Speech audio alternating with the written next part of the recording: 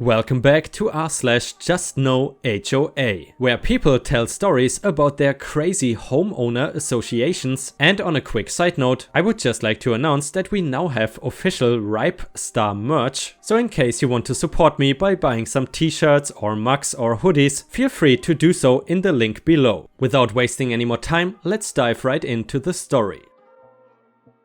Need ideas plus help. Laziest HOA ever.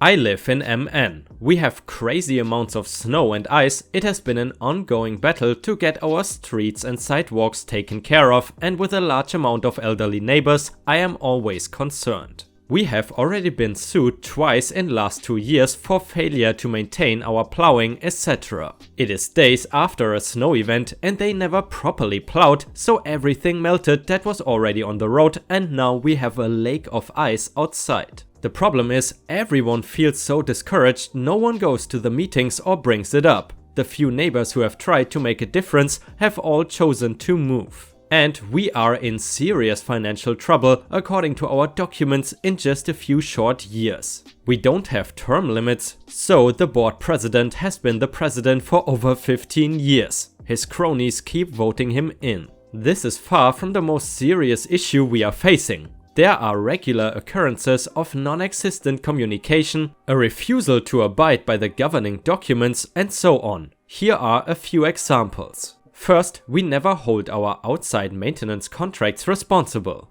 They literally emailed last week and said that they thought it might be too cold, so they were not going to come and plow, and our management company simply forwarded that on to all the residents. I emailed back and asked why that was okay. The response was, "We're going to let them handle it. They are professionals." It caused a lot of drama for residents. In the summer, same vendor has caused severe damage to our grass and our rock beds from mowing. The board refuses to do anything. Second, the financial situation is so dire that they try to not pay for anything. Until it was brought up over a year ago, they were trying to make residents pay for the outside maintenance to replace bushes, etc. That was stopped when enough people came to the meeting.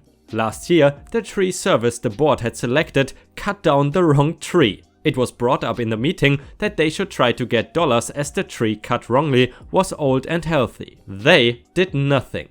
Moreover, they only use one company for construction, and that company has caused severe issues with our infrastructure, including most units having mice because of poor siding, and water issues because poor grading and overwatering/lack of drainage. 2 residents walked around last year after the board had already walked around for the spring walk. They documented every issue and it took over 20 pages. The board's response was basically an "F you," and the neighbor immediately listed her house. Which brings me to the last one. I know 2 recent neighbors who are looking into litigation because when they are trying to sell, the inspectors are finding serious issues with the roofing/leaks, etc. When it is brought to the board's attention, an excuse is given. One excuse incredulously said, "We had a roofing contractor out 6 months ago. They did not see an issue." I don't know what else to do. After many years here, I'm now also looking at selling. It's not safe nor maintained. Any ideas? I've spoken to a lawyer twice, but any lawsuit would likely bankrupt them immediately. It's bad. And knowing how they handle complaints, it would probably cause an environment that would not be good to live in. Do you guys have any suggestions on what to do in a situation like that? I mean, as the OP mentioned, the houses are not safe nor maintained, so it's also gonna be a tough sell. It seems like once you joined an HOA, it's really hard to get out of there. Moreover, one thing I'm curious about, here where I live, it's pretty common that in case you own a house and you don't clean your sidewalks when it has snowed, you will be held responsible in case someone breaks his neck or something due to ice on the sidewalk. Do you know if something like that also exists in your state? Let us know in the comments. And now we have the follow-up to the story from before. It is titled, "Oh wait, my story gets worse. After battling with my HOA for 4 years, I finally found my smoking gun. After having our ice dams collapse my upstairs, sending water down my walls, they opened up the siding to expose a mess. We have had many prior issues with our siding, a lack of a vapor barrier, etc. After they opened the siding, we found extensive mold and a lack of sheeting, This caused drywall to wick up moisture and crumble, leaving no barrier between siding and inside. I wish I was kidding. Furious after our HOA's chosen contractor tried to explain that it was all to code, I called the city inspector to inquire. Guess who never pulled permits? Like ever. Like even when they redid the siding in the early 2000s. And guess who had the inspector come out and demand a full audit after I asked for his help with our issues? It turns out that the HOA's chosen contractor has never pulled permits. The city is now looking into everything. And I could bet $50 that this so-called contractor is the son of some kind of HOA president who benefits from this whole scam because he has his own company. And by the way, if you have watched until here, please don't forget to post some star emojis in the comments and also like the video if you want to support me. All the help is very much appreciated. Thank you very much. Since when is an oil change considered a major repair? I was in the middle of getting my car set up to do a quick oil change like I have done at my condo for the past 8 years when the maintenance guy came by on his golf cart. Him, "You cannot work on your car here." me, oh it's okay, just doing a quick oil change. "Yeah, you cannot do that." Yes I can, the Master Association rule only forbids major repairs. "Okay, I will be right back." Goes to get property manager. Her, "You cannot do that here." Me, "Yes I can, as I told the maintenance guy, the Master Association rule only forbids major repairs." Her, "This is a major repair." Me, "An oil change?" Her, "Yes." Me, "By no definition is an oil change a major repair." Her, "Look, you cannot do that here, and if you do, I will call the police." A large part of me sincerely wanted her to do so to see just what she was going to tell them, as there was obviously nothing illegal with what I was doing, but I just don't care to get into that today. So for now, I'm writing emails to any reputable organization that would have any authority to define major repairs. Well, that is my rant. Any additional advice is welcome. Literally trying to control every single aspect of your life. If I look back at history, it seems very familiar. Texas family told to take down snowman because too early for Christmas decorations. You are a mean one, Mr. Grinch. A Texas family said their homeowners association put a damper on their holiday spirit by telling them to take down an inflatable snowman because it is too early for Christmas decorations. Sandra Gannon, a resident of the lakeside at Canyon Springs subdivision in San Antonio, told NBC News in a phone interview Thursday that her family decorated their front yard November 1st with a large inflatable snowman, a reindeer and a Santa helicopter. Days later, on November 4th, the neighborhood's homeowners association, Diamond Association Management and Consulting, what a name, sent the family a letter saying the festive display was a violation and that the snowman needed to be removed. Gannon said the letter did not address any of the other decorations in their yard. "Maintenance, holiday decorations need to be removed." The letter reads, "Please remove the snowman until closer to the holiday season." Gannon said she and her family have lived in the subdivision for 4 years and have never received a letter like this before. "I just could not believe it," she said. "My husband sent it to me and I said, 'Are you serious?'" Gannon and her husband Nick told NBC News that she's pregnant and expecting a baby on December 25th. They put up their Christmas decorations a little earlier than usual in case the baby arrives early and because they wanted their 2 sons, ages 7 and 3, to enjoy the display. "I'm pregnant and it took us forever to put them up," she said, adding that they won't take down any of the decorations. "If anything, we are adding more stuff." The letter from the association goes on to say that it allows holiday decorations, but they should be taken down 10 days after the holiday. It does not say when residents can put up decorations prior to the holiday. Gannon said she posted the association's letter in a neighborhood Facebook group and other residents at Lakeside at Canyon Springs were outraged. Some said they were sticking by the family. One neighbor put up a 12-inch snowman in their yard, Gannon said. Another put up Christmas lights. "We always abide by the rules and regulations," neighbor Charles Minton said. "So when we see it in black and white, there's no problem. But if it's not in black and white, who's to say what's what?" Guys, let me know in the comments what you would do in that situation. Would you abide by the HOA rules in order to avoid trouble? Or would you do the same as the person in the story? Let me know.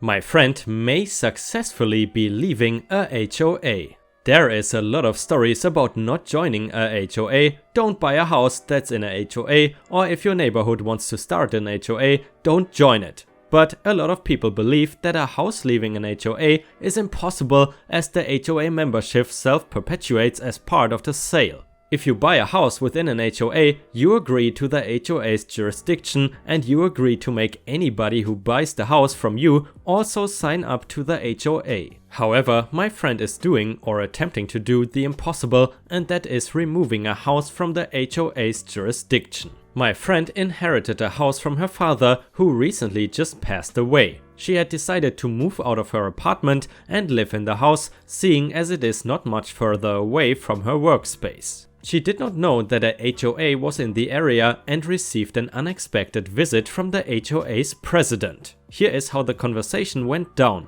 as she told me. President: Hello, how are you? I'm sorry for your loss. Your father was a great neighbor and member of this community. Friend: Thank you. President: I've come by to welcome you to the neighborhood and leave behind a copy of the HOA rules and regulations. Our meeting times are blah blah blah. It was all very polite stuff, and my friend remembers her dad not having too much trouble with the HOA for most of his time there. However, he had been gripping more and more about them up until his death, and it just so happens the new HOA president was one of those slimeballs that would be very polite to you as a first impression, but enjoyed nitpicking for the smallest breaches of rules and talking over everybody at local meetings. My friend wanted to avoid that at all costs, so she began to study the HOA literature. And then she realized she never joined the HOA when she inherited the house. The HOA, and most HOAs I assume, have clauses for property changing hands via a sale, but not the inheritance of property. A HOA could not prevent you from taking ownership of a house if you refused to join it, could it? Well, that is what my friend has attempted to do. As of writing this story, she has been in the house for just over a month and has stated her intention to not join the HOA directly to the president. The president initially laughed in her face and stated that she had already joined. But a few days later, he returned with paperwork and 2 flunkies alongside, insisting she sign and that her father had a lien on the house due to some minor infraction. And by the way, sorry to interrupt, I'm not sure what the OP meant by writing L-E-I-N. I looked it up in the dictionary, but I could not find any translation for that. Maybe it was just a spelling mistake, but in case you know what he meant, please let us know. She told the president that she would simply pay the fine and remain out of the HOA, but the president stated that the HOA's regulations prevented him from giving non-members an accounting file, even though the president's position is that she's already a member of the HOA. So, if she would just please sign on the dotted line and not read too much. She promptly threw them out and contacted a lawyer who agrees with her interpretation of events. A HOA cannot force somebody who inherited land within its jurisdiction to join the HOA. If they sell, of course. If they put the house in the name of their kids to avoid inheritance tax, of course, because these are things the house's new owner consents to. But if you inherit a house in a HOA, it is your choice. This story is still ongoing, but right now it seems as if my friend has finally managed to pull a property out of the grasp of a HOA. And the only thing it took was human sacrifice. If you ask me, that's a pretty high price to pay in order to get out of the greedy claws of an HOA. Furthermore, after reading all these HOA stories, I realized that one of the most important things in life, especially when you are young, is to not simply sign everything you are given, but instead first read through everything and then think about the consequences. Our HOA had our roofs pressure cleaned and they broke tiles on almost every single person's house with no compensation, of course. Years ago, all 200 houses in my neighborhood were required to pay a $5,000 assessment to completely redo our roofs after a hurricane damaged a few units. That was $1 million in total. A few days ago, they hired a company to pressure clean the roofs. And this is what happened. Broken tiles on every single person's roof. Honestly, we did not even need pressure cleaning since the roof still looked clean. Now, with broken chips all over the place, it's a very noticeable difference. It's safe to say that our HOA fees went to something that lowered the value of our house, which is contradictory to the supposed purpose of an HOA. I heard some people contacted the HOA and they said they cannot do anything about it because those tiles are not made anymore, so they cannot be replaced. Oh, and one of my neighbors actually did have ugly stains on her roof from a nearby tree. The pressure cleaners said they could not clean that part though because the tree was too close. Ironically, in my opinion, what would raise the price of a house would be to remove the HOA itself. But apparently nobody has ever gotten that idea. And by the way guys, if you have watched until here and you are not subscribed yet, I would be extremely happy if you could subscribe to my channel, because otherwise I might contact your HOA, and let me tell you, their pressure cleaners are not as forbearing as I am. But either way, subscribed or not, let's continue with the stories. And the next story is gonna be from r/ripe stories and was posted by user Stacy Rose. Be aware, it has nothing to do with HOAs though. Normally, when I am up bright and early and I go to McDonald's for a McGriddle, I don't have many encounters with people because of the time of day. But today was completely different. I had just gotten back from McDonald's and I'm still kind of creeped out by this man. So I woke up earlier than I normally do and decided I was hungry, but I did not want to cook anything. So I got dressed, hopped in my car and drove to McDonald's. Normally, at this time of day, there are old folks sitting around at McDonald's visiting one another and having a coffee or two. Not many of them really, but it seems to be their go-to meeting place. When I got there and walked inside, there was nobody in line or at the kiosks. I decided to go to the line instead of my usual ordering at the kiosk. As I'm being waited on by the day crew, this old man walks up to get a refill of his coffee and he just kept staring at me. By the way guys, where I come from, refills are not a thing anyway, and especially not the coffee. Oh, how I envy the United States. Anyway, I looked over and nodded at him, sort of a hello kind of nod, and went back to ordering my breakfast. He then says, "You're a pretty thing." I'm kind of shocked, but I mutter, thanks, and go back to talking to the girl who was waiting on me. She gave the old man a dirty look. When we both noticed, he scooted closer to me. Now, I don't like people invading my personal space at all unless I say it's okay. So I sidestepped a little over to get away from him, but I stayed in front of the register. The girl waiting on me said, "Sir, I will be right with you." But he did not respond. This old man then reached out and rubbed my arm, and I pulled my arm back quickly as if I got stung by a bee or something. He smiled this disgusting brown teeth smile at me and said, "You're really pretty. How old are you?" I looked at him and said, "You're creeping me out," and looked at the girl that was waiting on me for help. She glared at the old man and yelled to the supervisor to come up front. Meanwhile, this old guy kept trying to reach out for me. I looked at him and said, "Sir, could you please leave me alone?" But he ignored me and kept smiling at me, trying to touch my arm. The supervisor came out and saw what was happening and said, "That's it. This is the 4th customer you have harassed. You need to leave now." But the old man did not seem to hear her and just kept inching closer to me. I stepped back and got out of his reach and told the girl who was waiting on me, "Never mind, I will go to Dunkin' Donuts or something. I don't want anything here," and started to leave, but this old man was not having it and he actually blocked my path and said, "Where are you going, sweetheart?" I looked at him and loudly said, "I am not your sweetheart." The supervisor had come around the corner and got between me and the old man and told him to leave me alone. He just looked at her and said, "Why are you bothering me?" She looked at him and said, "Why are you bothering her? Can't you tell she doesn't want any of it?" And he laughed and said, "Nah, she's playing hard to get." I, meanwhile, am totally grossed out and decided to call my boyfriend to let him know where I am. While I was on the phone with my boyfriend, this old guy was trying to step around the supervisor, who at this point told him she was calling the police. He did not take the hint, of course. My boyfriend showed up and came inside and put his arm around me, which this old man did not like. He started to say something, but an old woman who was waiting with 3 other old women came up and pushed the old man aside and said, "That is enough from you. You leave this little girl alone."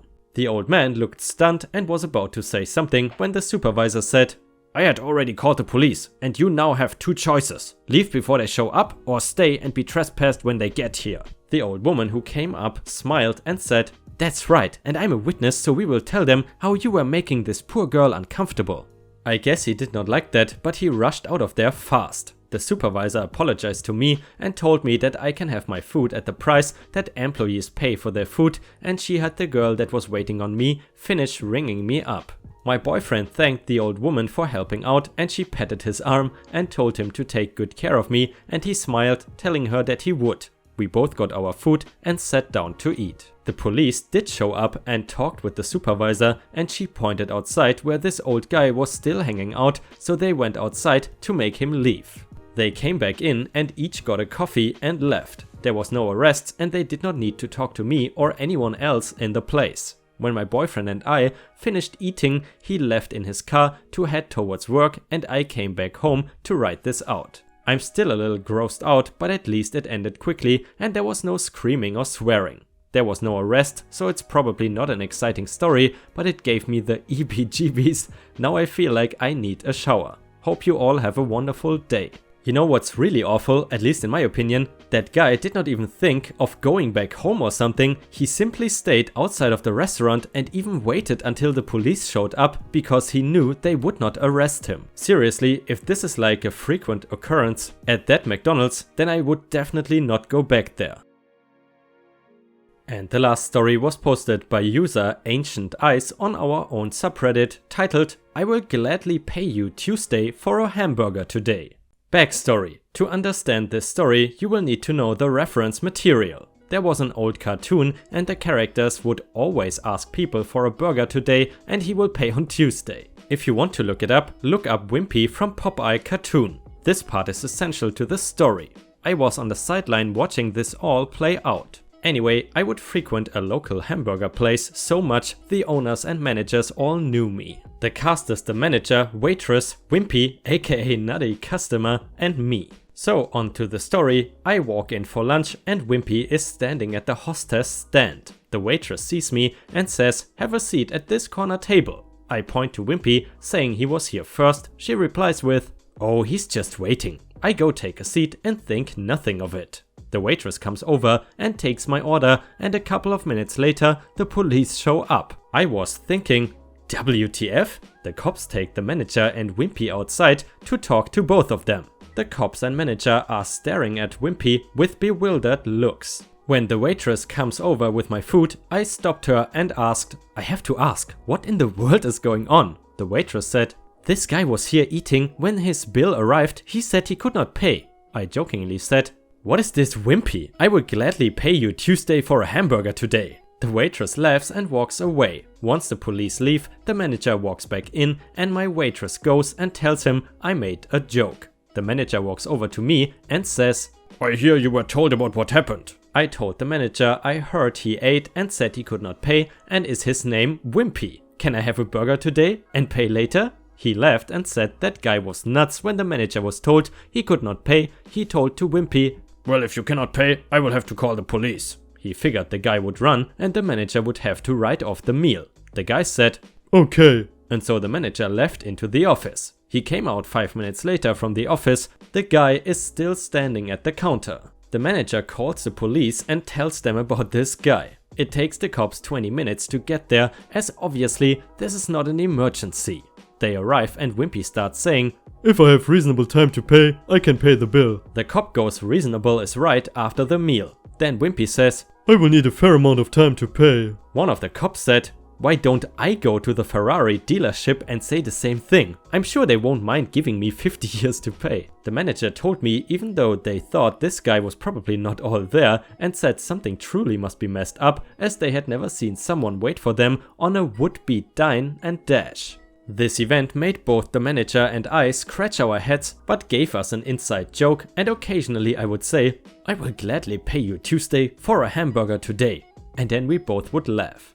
Over a year later, my girlfriend and I are eating there. I see the manager is not having a good night. You can tell he was extremely stressed out. He did not see me come in, so at the end of the meal, as I gave her my credit card, I told my waitress, different one from earlier, to go to the manager and say, "You have a customer who would gladly pay you Tuesday for a hamburger today." I explain it is an inside joke between us and he will get it. She looks at me weird, but does so. As soon as she tells him, he has a puzzled look, then looks oversees me and busts out laughing. I talked to him later and he said to me as he was having a terrible night. He thanked me for the laugh as he needed it. Thank you very much for posting the story, Ancient Ice. It's kind of wholesome, so that's always appreciated. And unfortunately guys, this has to be the final story for today, so I hope you have a fantastic day and I see you again tomorrow.